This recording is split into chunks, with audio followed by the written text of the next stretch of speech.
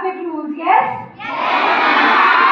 But now your work is you have to go to your home, tell your father, brother, mother, sister, whosoever is driving that they have to take care.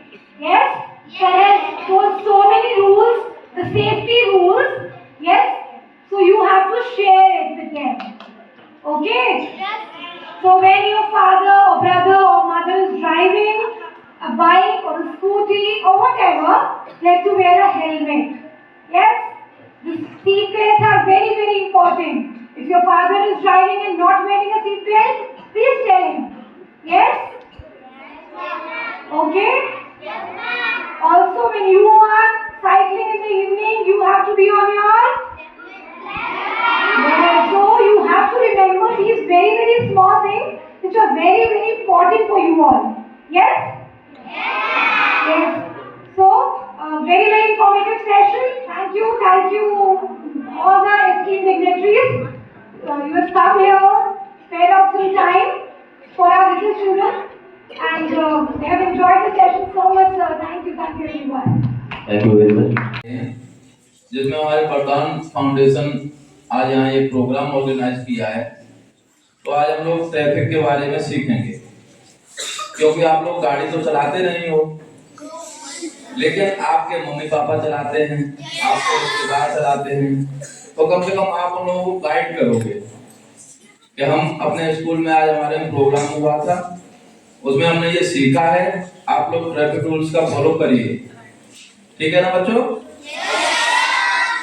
तो सबसे पहले एक चीज देखी गई है, checking हो रही थी तो हमने लगा रखा था, तो एक बात हमको सीखनी है पहले तो कि ये हेलमेट केवल पुलिस से बचने या चालान से बचने के लिए नहीं होता है। ये हेलमेट किस लिए होता है? बिल्कुल, सिर में चोटें नहीं थी, लेकिन सर सीधा डिवाइडर से लगा या रोड से लगा और आदमी ऑन द स्पॉट डेड हो गया, तो इसलिए हेलमेट हम लोगों के लिए बहुत जरूरी है। और मैं तो यहाँ तक कहता हूँ कि हेलमेट जो पीछे व्यक्ति बैठा है उसकी सेफ्टी के लिए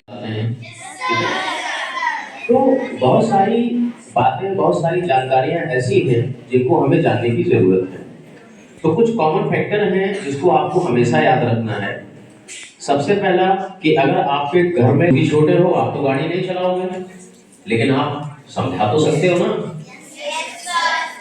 वरदान फाउंडेशन एक ऑर्गेनाइजेशन है जिसका एक प्रयास है कि एक प्रयास सड़क दुर्घटना मुक्त हो भारत देश अपना, और इसी के साथ जो हम कैंपेन चला रहे हैं उसका पर्पस है कि खुद को भी समझना है और दूसरों को भी समझाना है, यातायात नियमों को अपनाना है। तो मेरे साथ बोलोगे क्या?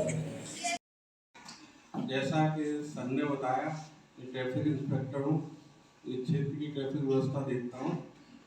ठीक है, तो जैसा कि हम लोग जानते हैं कानपुर वाले ट्रैफिक नियमों का पालन कम से कम करते हैं या नहीं करते, ऐसा है कि नहीं? तो प्रश्न ये उठता है कि बच्चे कहते हैं हम तो गाड़ी चलाते नहीं है, तो साहब हमारे पास क्यों आए आप, है कि नहीं? हमारा देखिए उद्देश्य है एक ट्रैफिक सेंस डेवलप करना। ट्रैफिक सेंस मतलब कि नियमों का पालन करना, कि कहाँ गाड़ी चलानी है, कहाँ पार्किंग करनी है, ये ट्रैफिक सेंस डेवलप करना, जो कि हम कानपुर वालों के पास बहुत कम है। ठीक है, अब कहोगे हमारे बड़े गाड़ी चलाते तो हमको क्यों बुलाया है यहाँ पर? हमारे बड़ों की आदत खराब हो चुकी है। ठीक है, वो नियम कानून पालन करना नहीं चाहते या कम से कम करते हैं या जबरदस्ती कराना पड़ता है। ठीक, अब हम चाहते हैं हमारी जो अगली पीढ़ी रोड पे जाए, अगर कोई गाड़ी चलाता है तो नियमों का पालन करे, तो हम अपनी अगली पीढ़ी को एजुकेट करना चाहते हैं, तो ट्रैफिक सेंस डेवलप हो जाए। ठीक है, इसलिए हम लोग स्कूलों में प्रोग्राम कर रहे हैं। अब कितने लोगों के पास मोटरसाइकिल है घर? जयपुरिया स्कूल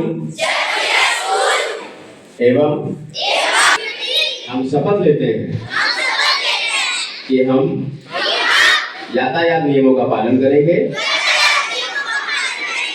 खुद भी समझेंगे